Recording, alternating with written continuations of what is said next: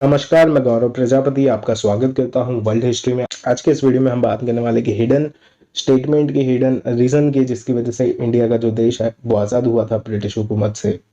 इसको इतना ज़्यादा हाईलाइट नहीं किया गया क्योंकि जो ये काम करने वाले थे या जिनकी वजह से ये काम हुआ था उनकी अनफॉर्चुनेटली डेथ हो चुकी थी उस टाइम तक। इसकी वजह से इतना ज़्यादा ये रीज़न हाईलाइट नहीं हो पाया, पर बहुत सारे एक्सपर्ट्स ये मानते हैं कि यही जो रीज़न था वो सबसे बड़ा था ब्रिटिशर्स को इंडिया छोड़ के जाने के लिए। तो देखिए, आपको पता ही होगा कि 15 अगस्त 1947 में इंडिया देश आज़ाद हो चुका था 200 साल की गुलामी के बाद। आपने सुना होगा कि ऐसे आज़ादी मिल गई, वैसे मिल गई, चरखे से मिल गई, अहिंसा से मिल गई, ऐसा हो गया, क्विट इंडिया मूवमेंट की वजह से मिल गई। तो देखिए 1942 में क्विट इंडिया मूवमेंट स्टार्ट हुआ था और 1944 आते आते वो खत्म हो चुका था। गांधी जी को पकड़ लिया गया था, फिर भी देश आज़ाद हुआ 3 साल बाद। का जो सबसे बड़ा एक्सपर्ट लोग भी कारण मानते हैं, पहले आप ये क्लिप देख लीजिए। उसके असली जो डिसीजन मेकर थे लॉर्ड क्लेमेंट एटली जी। ब्रिटिश प्राइम मिनिस्टर, जब वो कलकत्ता आए 1956 में और हमारे गवर्नर, स्टेट गवर्नर चक्रवर्ती साहब के साथ ठहरे, तो उन्होंने उनसे पूछा कि साहब जो क्विट इंडिया मूवमेंट थी गांधी जी की 42 में शुरू हुई, 44 तक फेल हो चुकी थी, फिर आप गए क्यों? उन्होंने बोला 3 शब्द, Subhash Chandra Bose, Indian national army. तो जैसा कि आपने देखा कि यहाँ पे जो एक्सपर्ट हैं वो भी मानते हैं कि नेताजी की इंडियन नेशनल आर्मी का इन्फ्लुएंस सबसे ज़्यादा था। इस पे जो आखिरी कील था वो ब्रिटिशर्स ने खुद लगाया। उन्होंने जब रेड फोर्ट के अंदर इंडियन नेशनल आर्मी के 3 ऑफिसर्स का जो कोर्ट मार्शल कह लीजिए या ट्रायल चलाया था, वो जो इंडिया के लोग थे वो उससे काफ़ी प्रभावित हुए। उस समय पे 1945 नवंबर के आसपास 3 ऑफिसर्स पे ट्रायल चलाया जा रहा था, शाहनवाज खान, प्रेम सहगल और ढिल्लो साहब के ऊपर।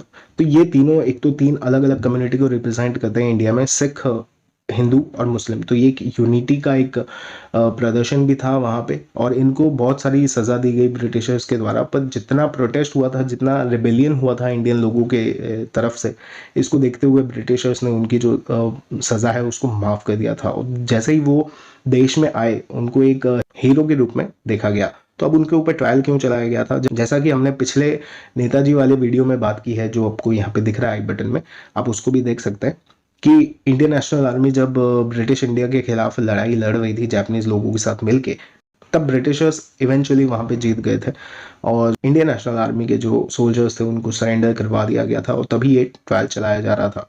तो इस ट्रायल का इन्फ्लुएंस जो था वो बहुत ज़्यादा था। तो जगह जगह पे स्ट्राइक होने लगी, लोगों ने काम करना बंद कर दिया। इंडियन जो ब्रिटिशर्स की रॉयल इंडियन एयरफोर्स है या जो ब्रिटिश इंडिया आर्मी थी, नेवी थी, उन सब में बगावत हो गई। सारे इंडियन सोल्जर्स ने डिस्पाइट कि वो हिंदू हैं, मुस्लिम हैं, सिख हैं, उन सब ने रिबेलियन किया, सब ने काम करना बंद कर दिया। Indian postal service, Indian railway service, Telegram service, सब में इंडियंस जो थे उन्होंने एक पैसे का भी काम करने से मना कर दिया। इतना बड़ा रिबेलियन हुआ था उस टाइम पे इंडिया में 1945 के बाद कि ब्रिटिशर्स को आईने में पता चल ही गया था कि अब इस देश को छोड़ के जाना पड़ेगा। आईएनए के मारे हमारी जो सशस्त्र सेनाओं में विद्रोह हो गया था। क्या आप जानते हैं हमारी नेवी में म्यूटनी हुई? 20,000 हमारे सेलर उसमें इन्वॉल्व थे, 72 शिप्स जहाजों पे, 20 आपके जो जो जो स्टेशन थे वहां पे हमारे भारतीय जवानों ने अंग्रेजों के हुक्म मानने से इनकार कर दिया। हमारी सेना में म्यूटनी हुई थी क्योंकि वर्ल्ड वॉर 2 के दौरान जर्मनी ने इतना मारा था यूके को कि उनका जो इकोनॉमिक पावर है वो पूरा